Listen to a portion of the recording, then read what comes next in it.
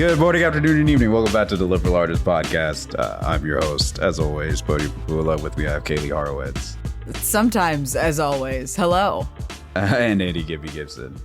Hey, given the occasion, can we all say nice on 3 and I'll put it all together so we just have like one collective nice? All right, in 3, 2, Should we say why 1. we're doing? Yeah, should No, we say why just we're doing go. it? It's Just gonna go. be in the title. Like, you think I'm not going to advertise that this is episode 69, the funny sex number? Okay. Nice. Kaylee, Did I miss my I didn't cue? even count down. You started at 3. But then keep going. That's my introduction.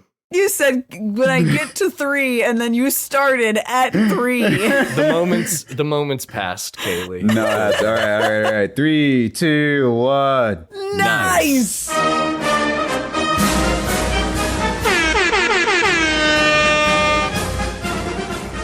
We made it, y'all. We made it to episode 69 in Pride Month, no less. God. Forget fuck the yeah. 50th episode spectacular. 100.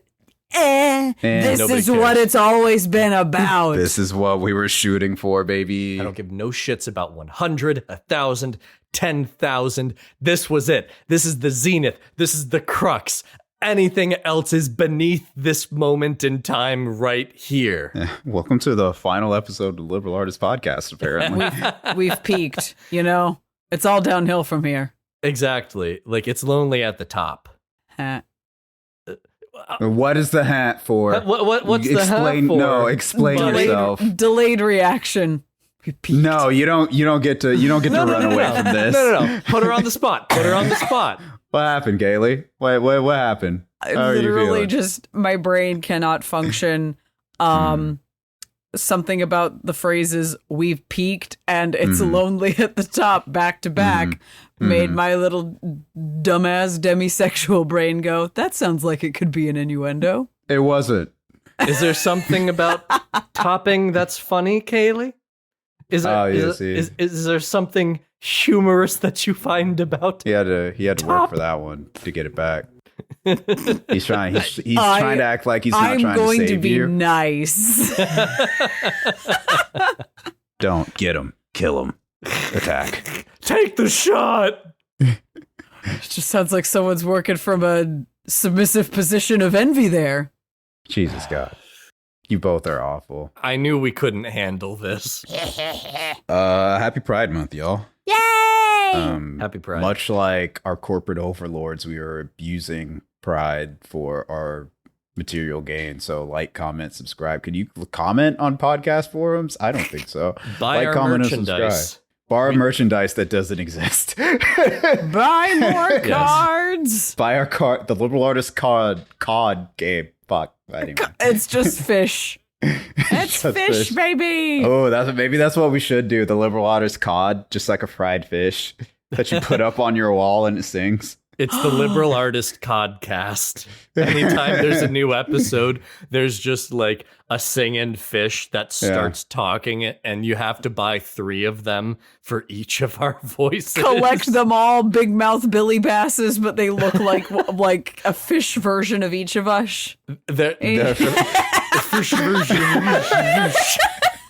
And it's just like obviously poorly put together, where like mine has like a stapled on beard, Bo's has like a bald cap. Permanent beanie.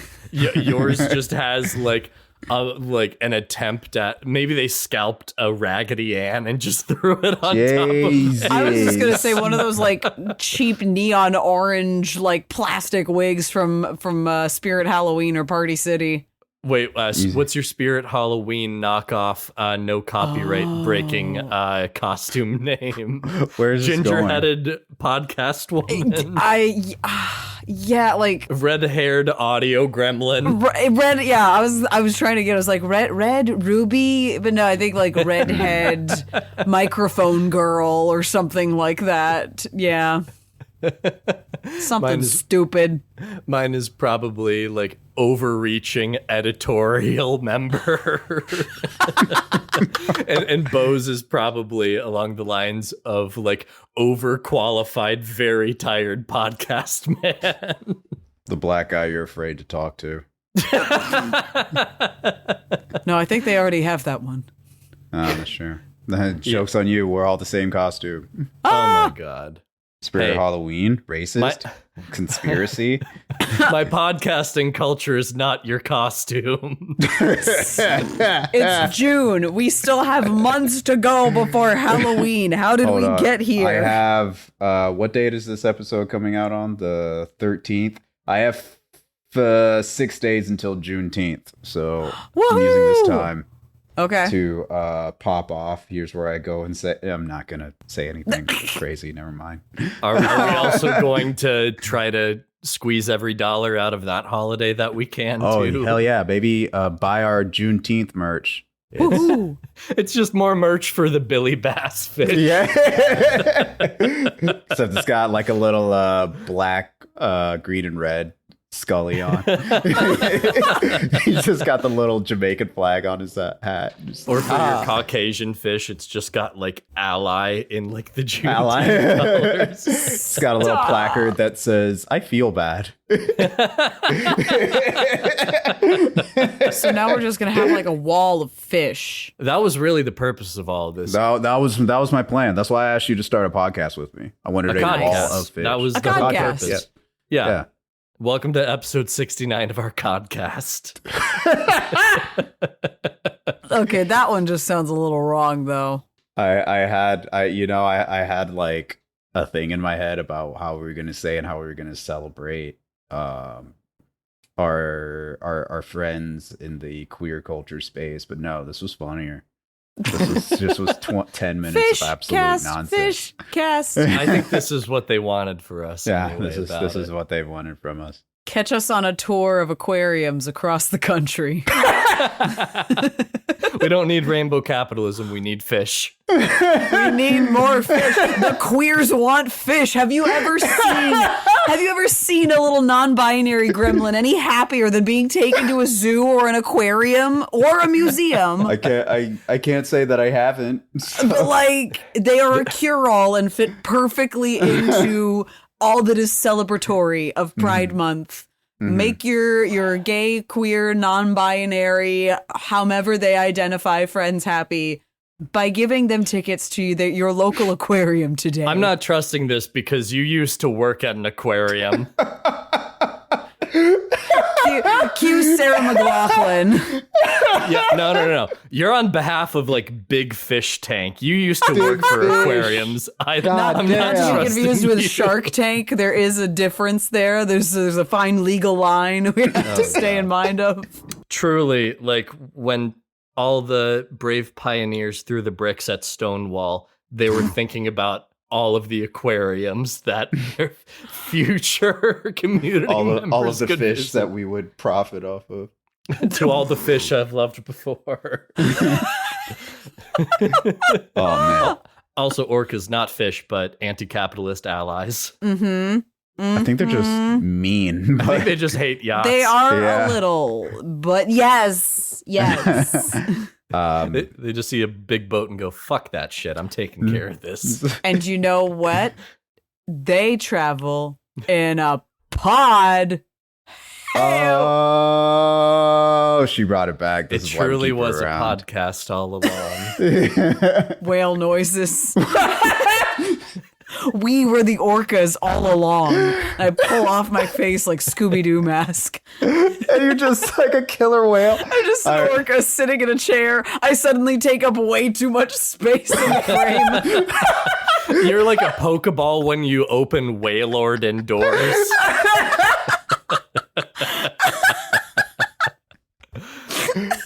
Oh no! Happy Pride, y'all. Pride.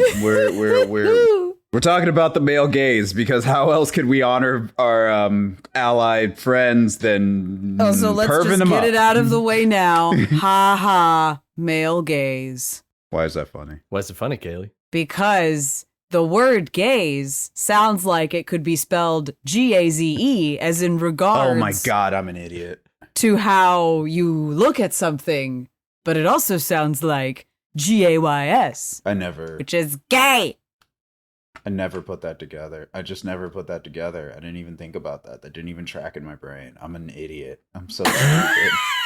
Anytime I hear anything like that, it just immediately turns into Jennifer Coolidge in my brain because it just takes up so much where it's just like, these male gays, they're trying to kill me. They tried to kill me.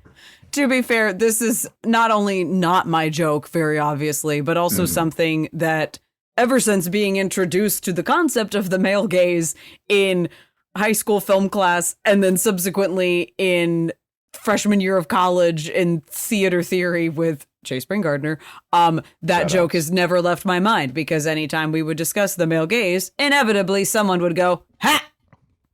So, of course, it is what it is. Thank you. Thank you, person at the back of the classroom. That's their one job.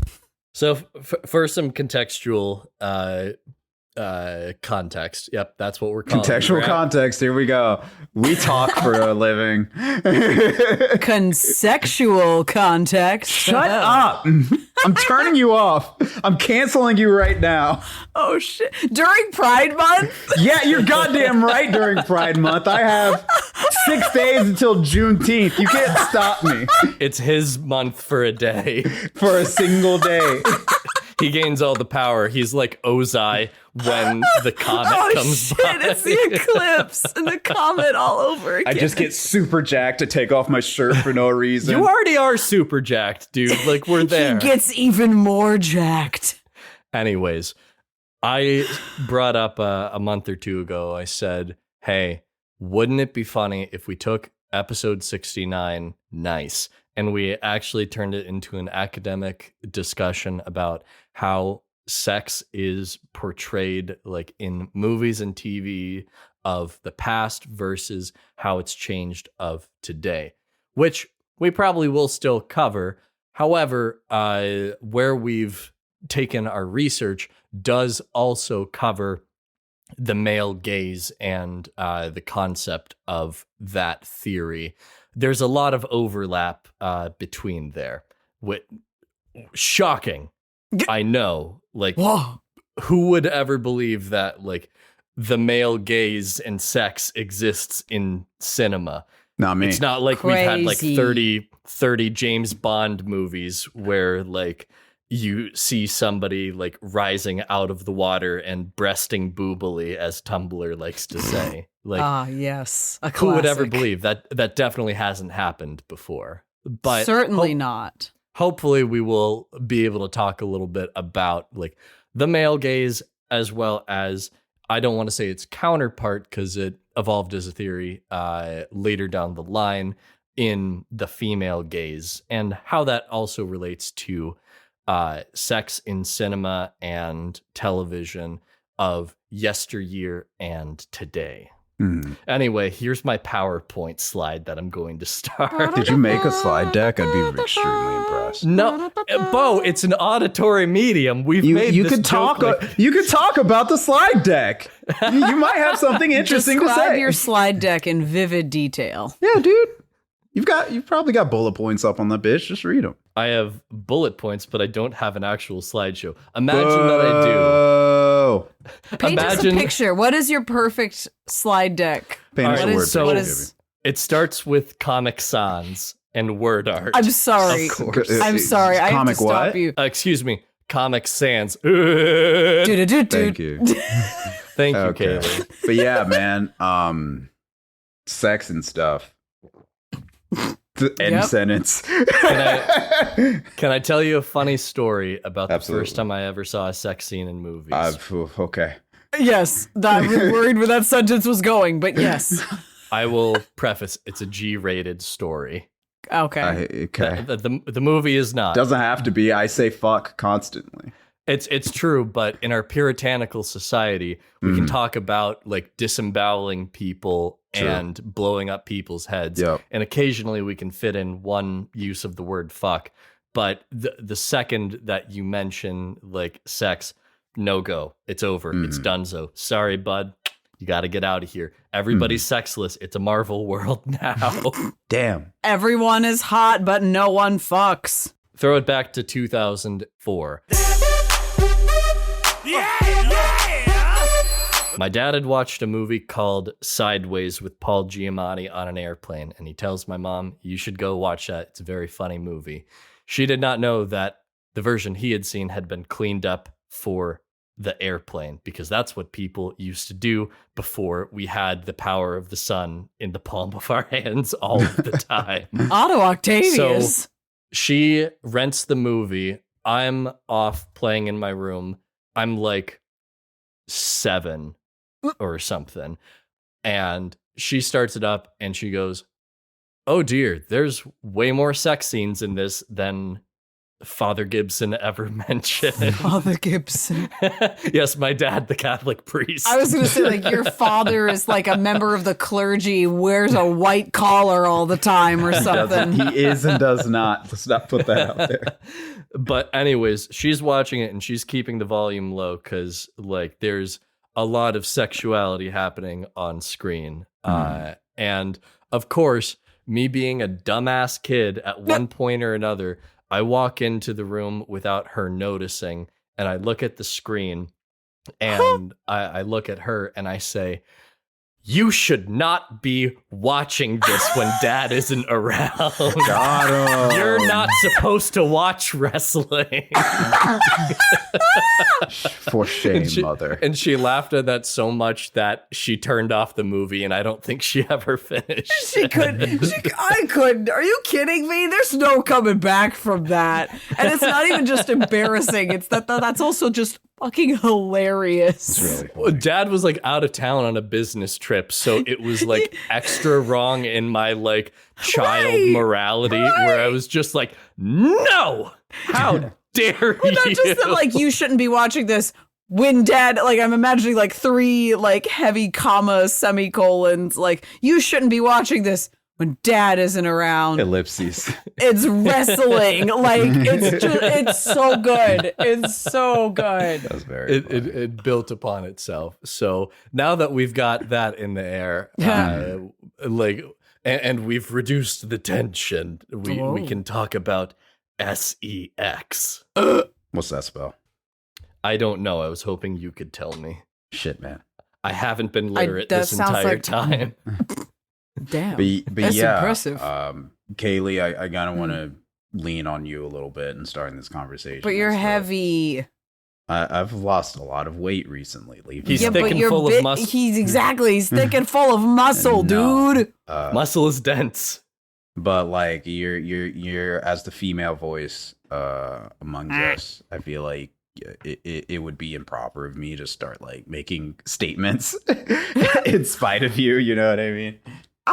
I will. Okay, so I will say before we jump into it, there's a lot of question, I think, still in contemporary scholarship, and especially depending on what field and where you're coming from it, because and I don't know how like contemporary this part of it is. Have we moved on to something else? I don't freaking know. But one thing that kind of always lurks in the back of my mind is that the female gaze is kind of, to what Gibby mentioned, like a little bit questionable as a term, because for as much as we can look at visual like art, we can look at impressionist paintings from a couple hundred years ago and tell this one was done by a woman and this one was done by a man, and it's not for like better or worse skill, but the way in which a subject is framed or regarded, and something in that indicates a difference in gaze, in look and appreciation and focus of creating a picture or an image. Like there is that way to understand the female gaze versus the male gaze. However, there are other schools of thought that say, but if we have to sit here and go, this is the female gaze, it can't not be anything except a retaliation or it is not the male gaze. Like It cannot be its own thing because it is pushing back against something else.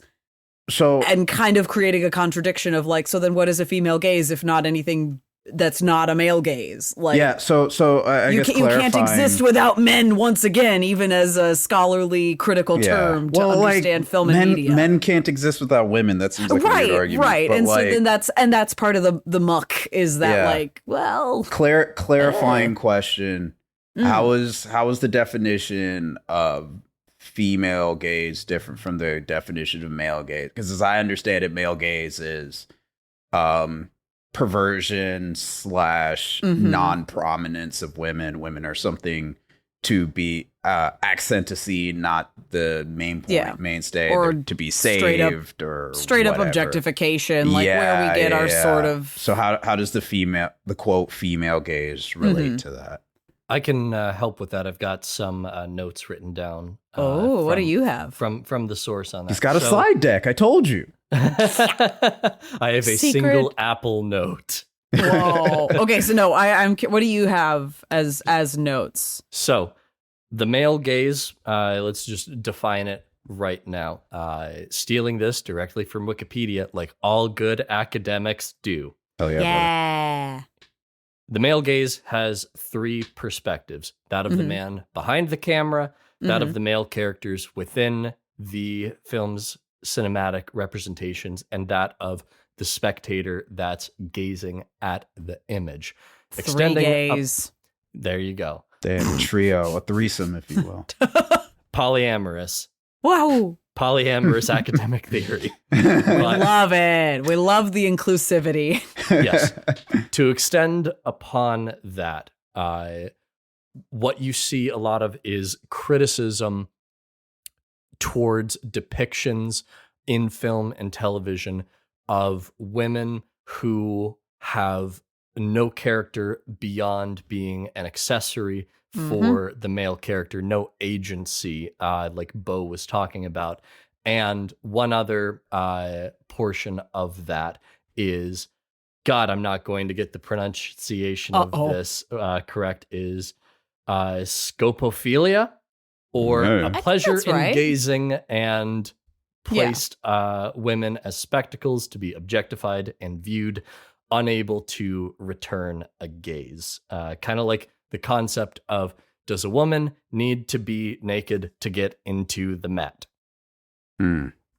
It was a study done that like basically any portrait or painting of a woman in the Met, like 90+% of them were all artistic nude. That's had some kind of. It took me a second because when you said that, I thought you meant like entrance to the Met Gala, and I was still I was still deliberating that. Yes, and then you mentioned paintings. I'm like, oh right, this study, the Metropolitan Museum this metric of measuring pieces of art that are in the actual museum. Whereas, good job. As opposing or existing, somewhat independently of it, the female gaze has been used to refer to a perspective of a female filmmaker bringing a film or story that might be different from a male view of the subject. Oftentimes, that's much more contemporary, although there are examples of that being around in 20th century film and art. But think about things like Lady Bird. You have a female director that's from the perspective of a female character. And for many movies of that sort, it is meant to be viewed primarily by a female audience. And I looked at like some movies that I contextualize as like heavy male gaze and heavy like female gaze. And I found like what they were trying to accomplish is very different narratively. How so? Male gaze primarily, and this is mostly pointing out like the obvious examples. Your like summer blockbusters, your action movies, your James Bonds, and all of that. Primarily due to things like film language, such as framing and camera work. It is oftentimes used for the sexual gratification of the male audience. Think about again, extremely obvious, but may as well bring it up. Basically, any Michael Bay movie is designed for like a 13-year-old boy. Think about the way that he like frames his female characters, especially like Megan Fox, with how like the camera is used primarily to capture the sexual elements of a scene. Even when you have like a character like Michaela from those movies who has much more like lore and depth and motivation than most people will recall, it's overshadowed by the techniques that are used to provide that like voyeuristic pleasure to the audience, as well as support of the main male character. Versus in something from the female gaze, I think about, once again, Lady Bird. The main sex scene that exists in that movie is exceptionally underwhelming in the narrative, and that's the point. The purpose of that is not to provide, sexual gratification or pleasure to an audience. What it's doing is developing the character more so. You have her with everybody's favorite boy, Timothée Chalamet. Wow! Basically, the scene starts. She's very excited because she's like, yes, it's time to lose my virginity. I'm so excited for this. It lasts about 10 seconds, and the rest of the scene is her like coming to terms with, wait a second, nothing that I've been taught before went the way that things were supposed to go. That can't be it. That can't be all there is to this thing that people have built up to my entire life. This sucks. It was lame. There has to be something better. So to put a bow on what I'm trying to say, I feel you're gonna pick him up. Yeah, I'm strong. I'm also strong. Oh, I'm not as strong as him, but like if I believe in myself, I can do the dirty dancing thing with Bo. I believe in you. Yes, thank you. I appreciate it. Just imagine that while Gibby wraps up this thought.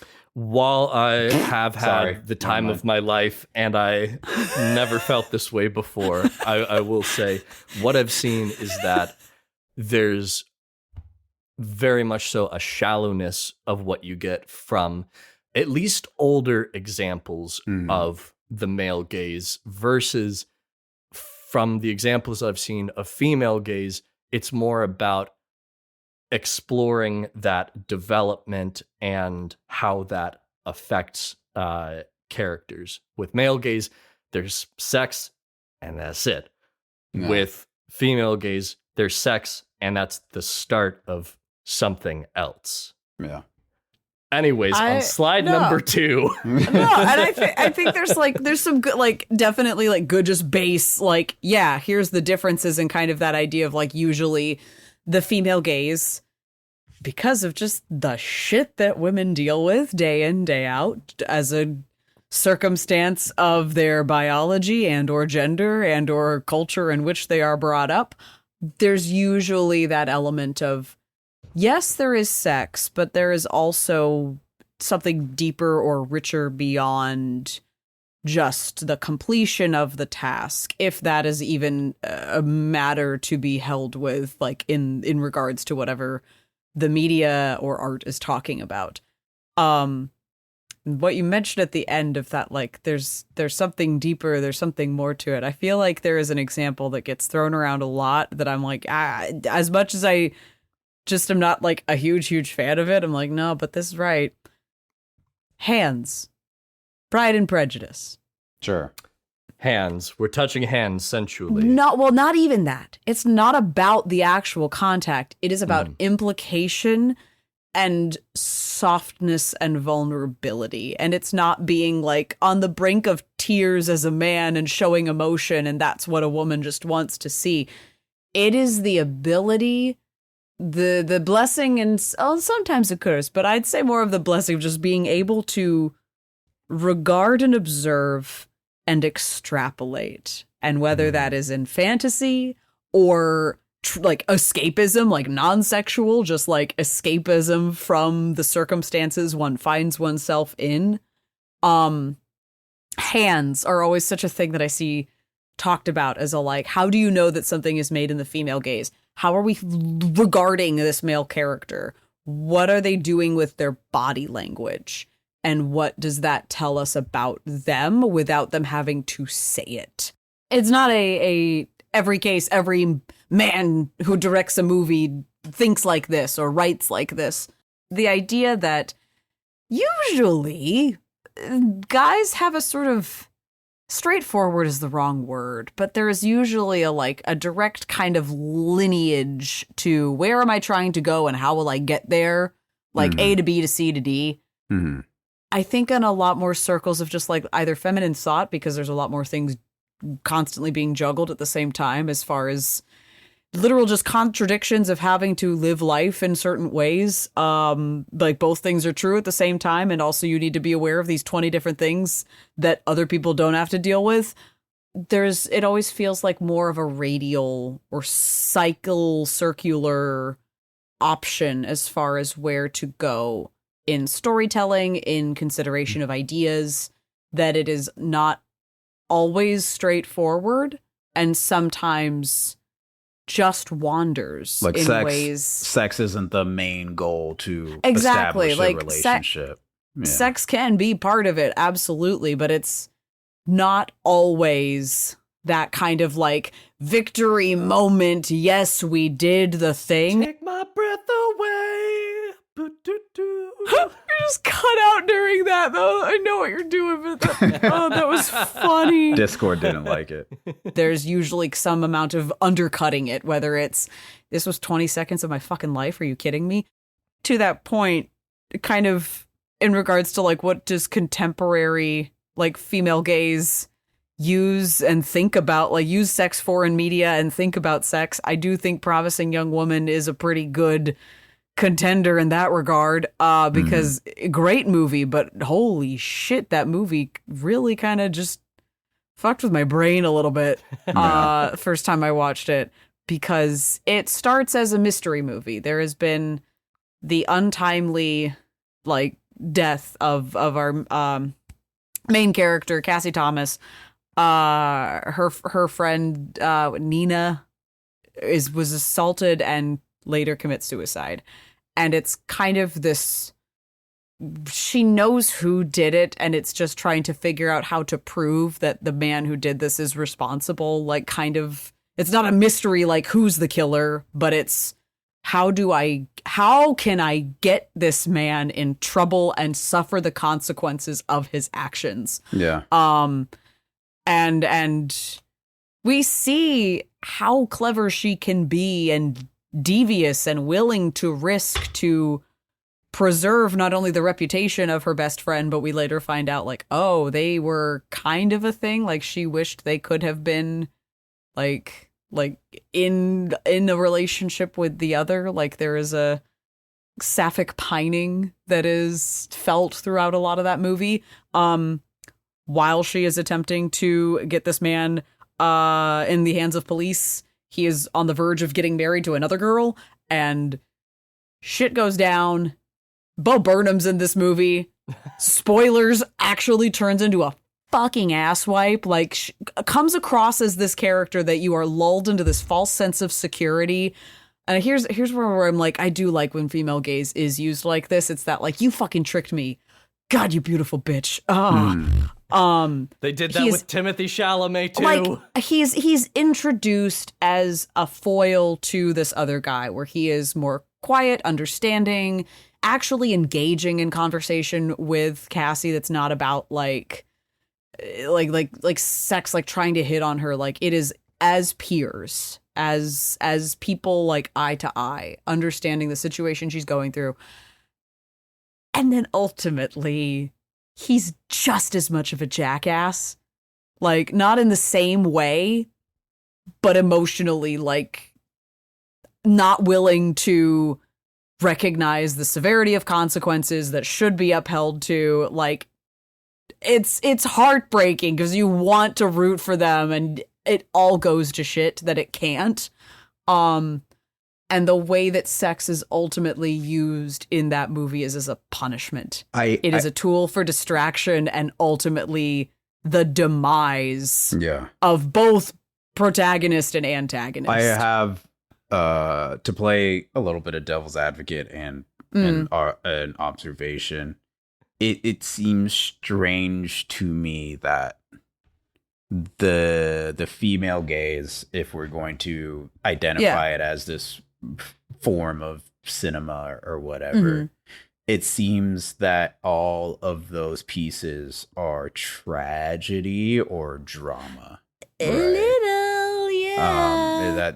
And it seems to me both restrictive and unfair to say these are the only examples of the female gaze, right?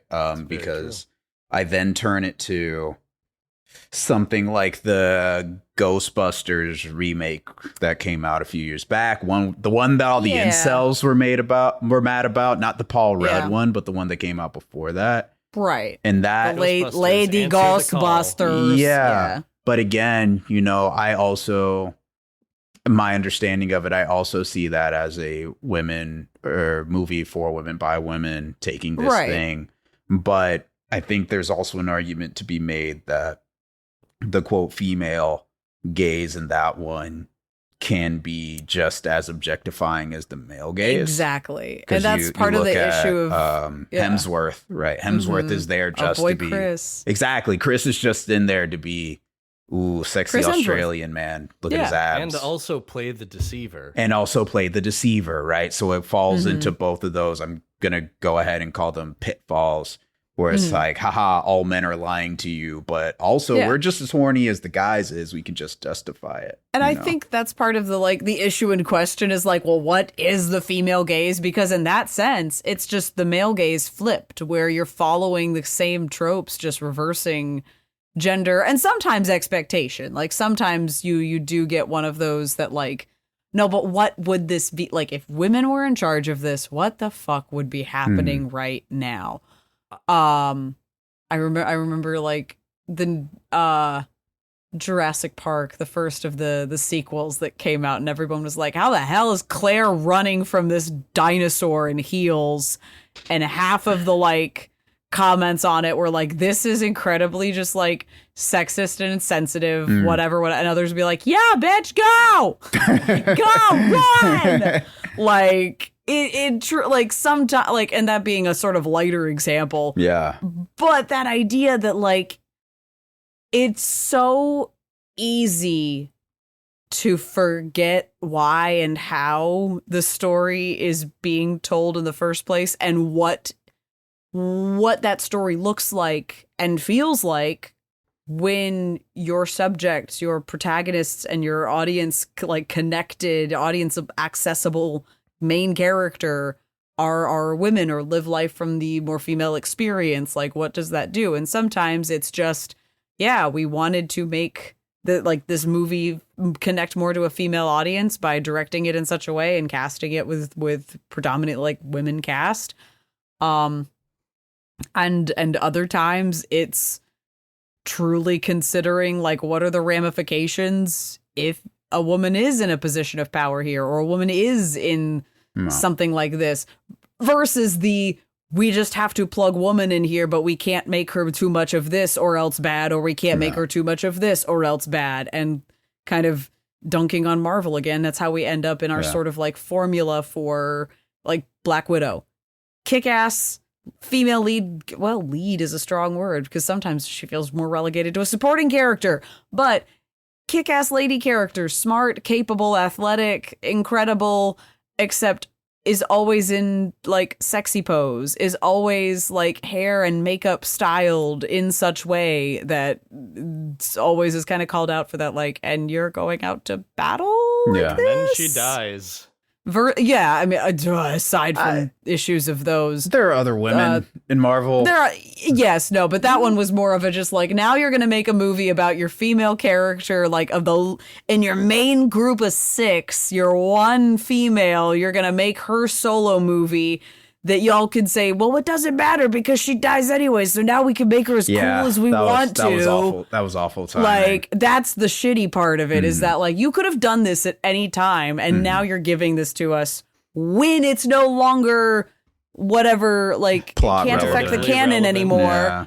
It doesn't matter if we do or don't give her a love interest anymore because she's dead. Yeah. Like, and that's part of the issue, is that, like, there are some pieces that even when they aren't intending to be made in one form of thought or another, it's that feeling of, like, you were so close and just missed the mark entirely and made it 10 times worse on either side, in my opinion. Mm-hmm. That the idea of trying to double down a female gaze, sometimes you just fly a little too close to the sun and you end up backfiring on yourself. I actually would like to retort the devil's advocate Yeah, man. argument a little bit. I rebuttal the rebuttal in this here courtroom. And I'm going to say something that I didn't expect to say in episode 69, the sex episode. Okay. I want to talk more about Pride and Prejudice. Okay. I really didn't expect to say that. Yeah. Thinking about that more, I think that is the example that we're looking for of a movie from the perspective of the female gaze that is not a tragedy, that has a happy Is it ending not? I have and a no idea what resolution. that movie or book like, is about. Eventually they fall in love. Pride and Prejudice is It's much ado about nothing with less, like, verbal abuse. Got you. Kind Like, of. It's Kind like of. the romance book. Yes. Like of all the romance books, like it's the one. Like it is the one that if The your one book favorite- to rule them all.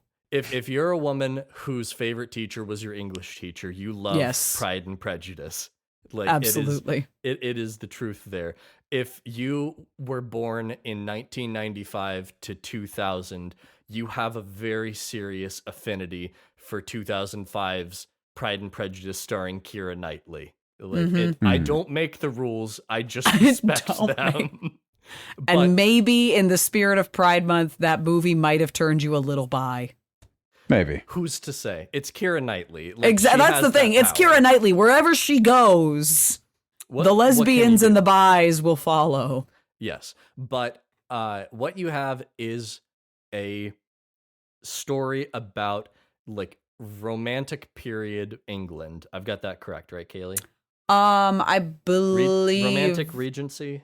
Regency. Yeah. Okay. I was like, wrong R. We are in not Victorian, but just before. Late 1800s, right? Or early 1900s?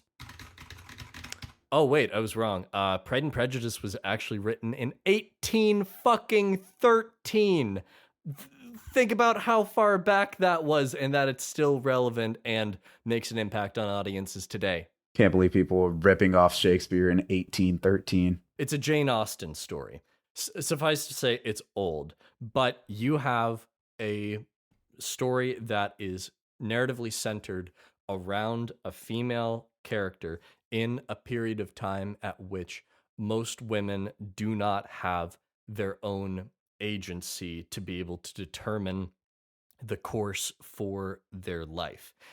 And yet, due to her like power of just saying, I'm not settling for the first dude that just rolls up after picking a bunch of flowers from my own goddamn garden. I will have you know. I don't know why the thumbs up just came up on my own screen, but I appreciate Discord supporting my argument. It just popped up with a little thumbs up. My FBI Discord agent agrees. going. Discord agrees with you about Pride and Prejudice. Yes, but she like has her own rebelliousness and her own power to say no. Like, this is not how this is gonna go. And everybody is like, but that was the Duke of Yorktonhampshireford. Yeah, it was really good. He said a good thing about why marriage is a good institution. And she was just like, no, he got that off of like a cereal box or a Chinese fortune Pretty cookie. much. Like, we're not having this right here. That's Lizzie Bennett. Yeah. And like the story focuses around like this essentially enemies to lovers. This is the OG enemies to lovers trope. Yeah, with her and everybody's favorite dreamboat Mr. Darcy. Yeah! He's here to be argumentative and stand in the rain looking sexy. These are the pretty things much that he does. But like, and you get this story from her perspective, and the thing that's satisfying is that she compels him to change and to have character development. And I can fix him. Yeah, and only after like he changes is she just like, you know what? This is a pretty good deal that I got for myself. Like, where he's standing sexy in the rain and he's just like, you have bewitched me, body and soul. And that's the moment where every woman that's ever watched that went, well, I'm probably never going to get this in my life. And that sucks for me right there. But like, you have a story that is a triumph, not a tragedy, that like love is real and it works. And yeah, there's some very suggestive like hand holding that happens without wearing a glove, might I mention. Oh, damn. It should have been R-rated if you ask me. True. But like, this is a story from the female gaze that like people think, ugh, it's boring because like it's written in slightly older slang and everything, but like this is the thing that we're looking for, and this is why people are still horny for Mr. Darcy so many decades later. All these years later, baby. They're all just like, yep. Jane knows how to write them. My girl, down. shout out to my girl Jane Austen. Do you think Pride and Prejudice then, since that's kind of like a stellar, do you think that's the exception or the rule? I think that's the rule. That's the thing. I think it should be the rule, but it's trying to figure out how to get there that constantly doesn't feel like doing Pride and Prejudice over and over again. Because I would say that Pride and Prejudice's ancestor in that pipeline like is Much Ado About Nothing. Yeah. Like is this idea that love between a man and a woman is not always like sunshine and rainbows, that there is a tenderness and a fondness for the other. However, that can be buried underneath layers of just initial disdain and confusion and some hatred. Yeah. That like there is a very recognizable pattern in that. However, the danger with a story like that is then glorifying abuse to the point that it's romanticized. And I think there's a lot of, again, not being a writer necessarily, nor having like pondered all the ways in which, like, because I think it's a fair point. It's so easy, sort of because it's unfortunately a little true to life, for female gaze kind of focused works to feel tragic or sad or unresolved in some way by the end, because female creators kind of are very aware of that sensation of like, there is always, unfortunately, an unresolvedness to life. Yeah. Whether that is by our own doing or just the way that the universe fucking works. Like that, you can't really fight that sometimes. You just work to the best of your abilities to find meaning within that. That I imagine there's ways, like you can turn a Pride and Prejudice into a nightmare. You can turn it into a zombie movie. Yeah. But I think there's also other ways to kind of potentially like salvage stories that typically do end in a like, oh God, like the poor, like the woman being objectified becomes something else, is allowed to do something, like you change the trope just a little and suddenly a whole new thing takes on a life of its own that feels like something else until a certain point. Which honestly like kind of reminds me like my movie that I brought to share with the class. We don't have time to unpack all of it, of the older example of like male gaze and sex on screen, is a cartoon because I am a child. But this one is certainly this is not a kid's cartoon. This is God, no, it's not. Bordering. Y'all know, Kaylie brought hentai. I was about to say it's bordering hentai. A little. But y'all know Roger Rabbit. We love Roger Rabbit. It's a great movie. It's my favorite movie. It's so good. We love blending. My favorite movie competition like 60 episodes ago. Right. Oh my God. But yeah, no, like we love it. We love blending live action people and animated things. Imagine that, but with just sex. Mm-hmm. Imagine that, but with no plot. Mm-hmm. And baby. Cool world. Yeah, and also Brad Pitt's in it. What? What if that's you got, Cool World. What if you got to have sex with your waifu? Welcome to Cool World. And that's basically it. It is that, there's this horrible thing that happens if cartoons fuck people. They become real, kind of, and it's a little nightmare fuel. The visuals are sometimes nice, like speaking is just like animation critique, kind of. Otherwise, it's kind of just an ugly movie for a lot of reasons.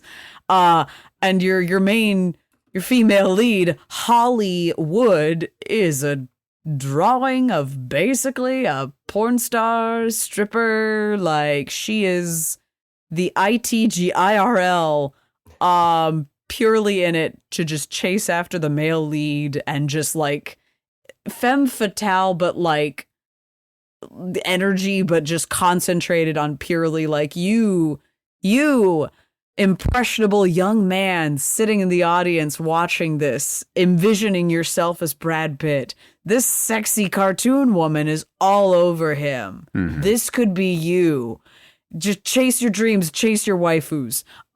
It's not a good movie. There's barely any plot to this other than cartoon wants to have sex with a human Give man. us money. Yes. Versus something that takes the femme fatale, like, sex pot thing to a different direction. God bless Roger Rabbit. Jessica Rabbit is one of the best goddamn things to have ever happened, not just to animation, but also to the idea of like female characters in your more like classic plot. How do we integrate like men and women in sort of these kind of scripted kind of storylines? Why do you say where she truly is out to save her husband. She's not trying to frame him. She's not trying to kill the detective, like sort of in one of those "you're the deceiver" ideas. She is truly, earnestly out trying to protect Roger in the way that she feels is best, and has to kind of concede to teaming up with Eddie to solve and save everything by the end. But the two of them learning to trust one another outside of this basis of Eddie just being kind of a pig going, she's a beautiful woman with gigantic boobs and is just a sexual charged energy about her the entire time, does not mean she is interested in having sex with anyone and or using her body like to get what she wants. She like purely and truly is there to save her husband. Why are you married to him? He makes me laugh. God love her, and is still like a badass at the end, like despite her and Roger being like held captive at the end and almost dunked into dip. Like, she is still like as much as possible an active force against the type that in Cool World Holly plays into. And is kind of a deceiver in that you realize, oh, she is like truly and actually the big bad by the end of this. But like, you kind of don't trust her from the get-go. I wonder, because we've been talking a lot about the female gaze, but if we talk more about the male gaze, in my base understanding of it, it's mostly sexual, right? And I wonder... That's one of the big pillars, Haha, big pillar. Just like mine. Oh, you can make those jokes. It's almost Juneteenth, baby. You can feel your power levels rising. But we have to wait another week for like Bodio Dragon Ball like build up. That's how long it takes to charge. I have the black Piccolo aura. just looks on proud from the distance. He's the strongest of us all. But I wonder if part of it is also now monetary and just like how we live, but also attention seeky, because most of my experience with the idea of the male gaze comes from like the anime and the video game space, where it's like female characters are literally there, it's tits and ass to sell models, to sell titty physics. It's to sell models, it's to sell copies, it's to sell statuettes. I remember an interview with the director of the Pokemon anime. I like where this is going. You shouldn't. I actually they brought it up. This was back in 2008 when they did this interview. And they asked him directly. It was like, yo, folks would love to see, because this was into the third generation of Pokemon. Mm-hmm. So Misty, the initial trio was Ash, Misty, and Brock. They swapped out Brock for a little bit because the Japanese folks thought that the American folks would think he was racist because of his eyes, and then the Americans like, we loved this man. Yeah, give him back. Who the fuck is Where's this white dude? Boy? Who the fuck is this white dude? Give us back Brock. So they brought back Brock for the second generation, but then starting the third generation on, there's always a new Pokemon girl. There's always May, and then Iris, and Dawn, and I don't know all their names. I stopped after Dawn. But the interviewer asked the director about this. It was like, hey, you know, we would love to see Ash, Misty, and Brock come back. It's weird that you swapped out the girl but not the guy. To which the director said, oh, well, something along the lines of, oh, well, you know, we like having eye candy for the boys. I'm gonna find the direct quote. Hold on. Which is I also don't like, think it's gonna be better. Yeah, no. So it's not gonna be better. Here's the paragraph. What about the main cast on the show? Since he talked about how they like to quote switch them up. Speaking of the Ash's friends, I explained to him that many fans want Ash, Misty, and Brock reunited again together, but he reaffirmed what he said in the previous interview and said it wasn't going to happen. I asked him what he meant in the previous interview about Pokemon Contest, which is an event in Pokemon. And he said he just meant that characters like May have to come back for a few episodes in Pokemon Contest. So correction, this is in Generation 4, not Generation 3. So Misty could come back too. He said, however, that contests don't appear to be her thing. So if she were to come back, it probably would be to join Ash in a battle or two. Just meet them somewhere, which is nice because Misty has that tomboy personality. Yeah. Going back to the quote. So then I said, why can't you just ditch Brock and have Ash have Misty and bring in a new boy? That would be switching up things instead of having a new girl. His following his answers made me laugh my head off. I had to pick it up off the floor and reattach it. He said that they like to switch up the girls because it gives the boys some new eye candy every once in a while. He also said girls are more customizable and you can change their outfits like they are in bathing suits. Parentheses. Yes, he specifically said that. He also said Ken Sugimori designs a new girl with each generation, and that gives them another excuse to switch the girl. Though I reminded him that he also designs a new boy with each generation too, and it wouldn't hurt to use them, right? So, is there credence to the idea that this only exists just to sell, right? Like even with the Met, it's like, how do I get my art noticed?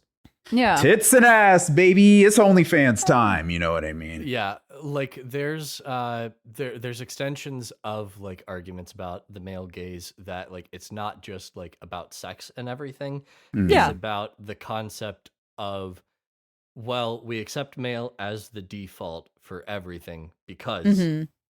That's how it works. It's why like you see people get up in arms whenever something in geek culture being, you know, and anything from sci-fi to fantasy to superhero stuff, there has to be an explanation for women to exist in that space. Yeah. Like, and what a lot of people go on is just like, hey, TNA, there we go, we got it. Because male is default for those audiences and those creators. Female must be explained beyond there. Like that goes all the way back to, you know, creation myths, Adam and Eve, like Pandora. Like that's been a consistent thing in our storytelling for a very, very long time. What woman? Explain. Yeah. But where it's just like, no, they can't exist. Yeah. Unless they're here to sell merchandise. Do you guys let us make fan service? Yeah. Do you guys also think that this is something that's improving? To kind of throw out my opinion, I think the answer is kind of. I think of, to stay in the movie space, Glass Onion, the movie Glass Onion. Yeah. There's the direct scene where I was like, man, that seemed unnecessary, where Kate Hudson's character is doing her strut, on her sexy strut by the swimming pool. She's in the bikini. She looks phenomenal, right?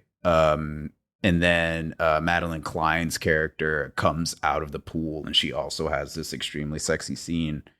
But it's like this, I don't want to say conversion of the male gaze, because it's definitely like, look at how hot these ladies are.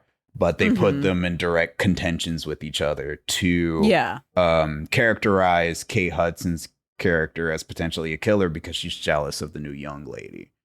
Right. So you kind of use the male gaze as like a narrative tool ish, sort of. That's a neat little subversion that you've got there. Yeah. Do y'all think that's like becoming more common, or do you think it's just like still every once in a while?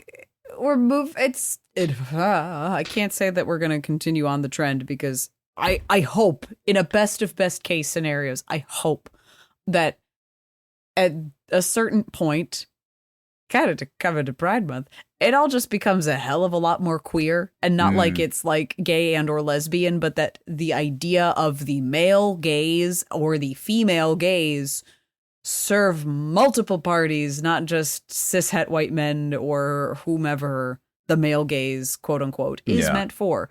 That the idea of, because cartoons are sort of the main place that have been really, I think, like in a strong place of more sapphic coded relationships, like whether that's with two lesbian characters or bi characters. It's usually two lesbian characters. But that's the thing. We're in a stride right now in animation that at least people are comfortable, not like outside of obviously the people that want to see this content. General audience is roughly comfortable with the idea of like, well, so girls are like feminine people who can be in a same-sex relationship. But again, that's like because of the male gaze, right? Because it's like, two girls macking on each other is super hot, and that's part of the question, is like, how far are we willing to let that get thrown that way? Versus also male gaze, like there are women that jump right on board that train going, yes, titties. Right. So it is like a double-edged sword, but I guess it'll just depend on like how it's used. As something that you mentioned about the Pokemon interview, about like the idea that girls are just more customizable. Yes. Yeah. Like on the one hand is like, hate that, but also, and I have talked to so many guys that like feel constrained by the way that the male gaze perceives women backfires on men, because there are only one of three types of good looking you can be. And if you are not perfectly that one, then you do not deserve this that is being shown before you. Let alone just the fact that like cis male wardrobes need a lot of help. Tired of suits. I'm so tired of black and blue suits. I'm tired of tucking in my shirt. I tuck in my shirt. I do it anyway. What a nerd. So many it is. But like, and so that being part of the like backfiring of like, you can afford to lose that piece, and then suddenly like not just pretty girl, but also handsome boy are on the table to be customized in that marketable sense, however you want. It's just being able to kind of shift and move expectations in such a way, because we're never going to stop thinking people are sexy. No. People are hot. It's not. It shouldn't. Exactly. I think it's just finding ways that's like all opportunity amongst all gender can all be hot. Yeah. Look at challengers. People are hot. Tennis people are hot and they have sex. that is where we need to get back to. Marvel. That's the thing. It's like, it's not just the woman is used for sex. It is everyone, even if everyone is hot, regardless of whatever, set the conversation of body standards aside for a moment. We don't have time to unpack all of this. Yeah. But ignoring that, if everyone is hot and fucks. Nobody is hot. No one fucks. No syndrome. Syndrome. If everyone's hot, nobody fucks. Wait. Syndrome, no! Please! But that idea that, like, this is fair game across all parties, not just that's what the girl is here for, and, like, she's with either of these guys only to serve that. No. Whoa. Like, the way in which I hope that kind of re-kickstarts this idea, one of, like, being less cagey about the idea of sex in film and media, like, obviously not for children, not like, but just we've kind of gotten a little shy about the discussions of sex and like sex lives and what that does to people, like in media and film especially. I think has kind of shied away from it because money, we have to appeal to the generalist audience because we need all the money, and who the fuck is a general audience if not a specific group of different smaller demographics? And America and politics are weird right now. Yeah, that I get why we haven't been, but I hope and pray we see one that is more equal opportunity hot and equal opportunity. Like, we can appreciate that regardless of what's in your pants. Amen. Yeah. I have one more example that I want to bring up that, like, I think wraps up the point that I want to make. Okay. So there's a recent film starring Kristen Stewart called Love's Lies. Yes. By Studio A24.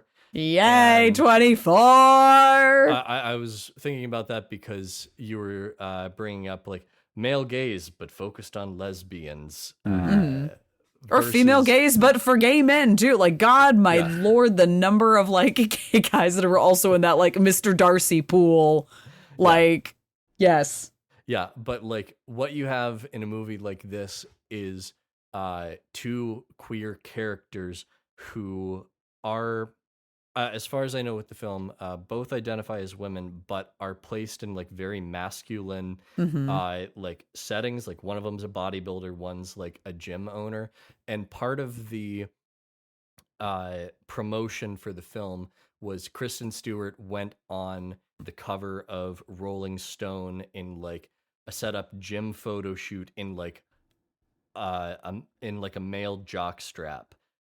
And a lot of people got pissy about that, despite the fact that you have stars like the dude from The Bear that are basically just, like, hanging out in their Calvin Klein tidy whities, being like, look at me, I am man. And she had a really good quote from her interview with Stephen Colbert that I liked, where she said, in response to the people that were causing a fuss about this, she said, I think there's a certain overt acknowledgement of a female sexuality that has its own volition in a way that is annoying for people who are sexist and homophobic.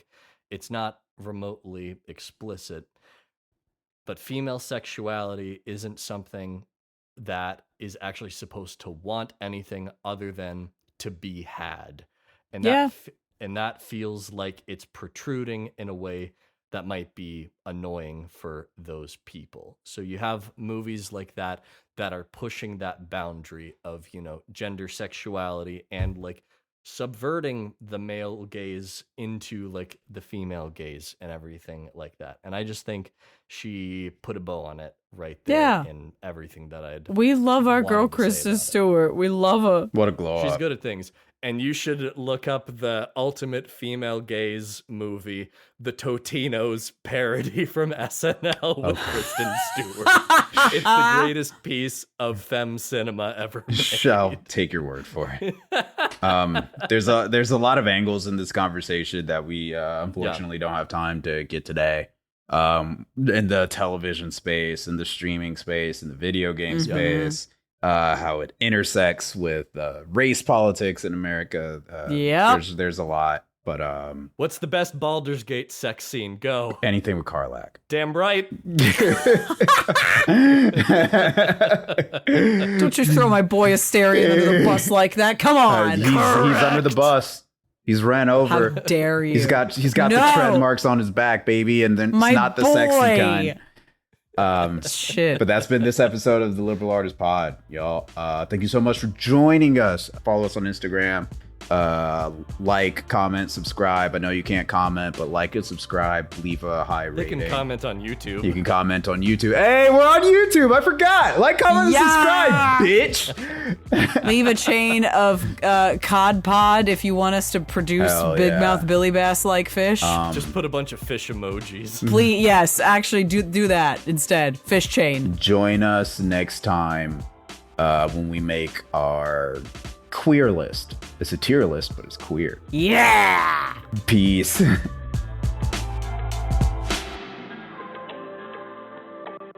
The Liberal Artists Podcast premieres every other Thursday on your favorite podcasting platform. The show is hosted by Bodio, Kaylie Horowitz, and Andy Gibson. You can find the show at Liberal Artists Pod on Instagram and Twitter.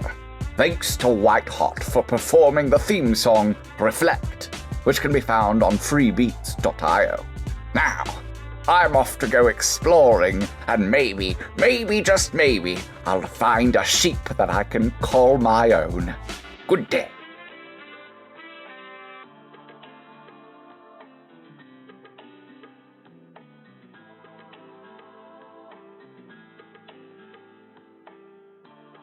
Typically, again, like it's not a every case scenario, every man made by my laundry. Just like a woman. Anyway. Jesus Christ. Welcome to the Stinger.